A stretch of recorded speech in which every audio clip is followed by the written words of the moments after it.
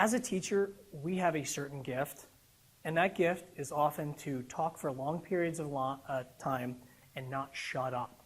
We can just go on and on and on and on and on. Well, the problem with that is, yes, I know we have stuff to get through, but the problem with that is the human brain oftentimes isn't geared to focus on something for long periods of time. We're good at short bursts. And the reason why people daydream is because somehow their brain told them they need a break for whatever reason. So when I first started learning some of the brain science behind teaching and memory and retention, what I found was there's a ton of research that shows, and I'm not sure if you're going to be able to see this great, but in the beginning of a lesson, a lecture, a learning session, students or people's ability to think, learn, and process is at its peak. And this is time going this way, and this is maximum learning, retention, and understanding.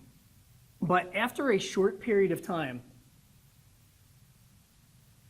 people's ability to focus and process information goes down. And when it reaches a certain level, that's when people zone out.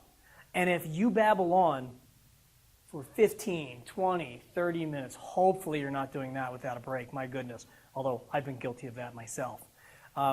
You've lost a lot of your students. Are they going to come back? Yeah, at various points. But what I started doing was shifting my teaching into short chunks.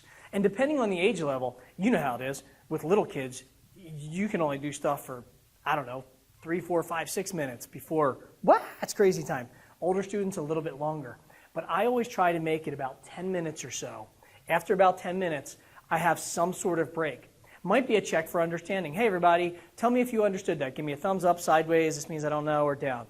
Just tell me what you did.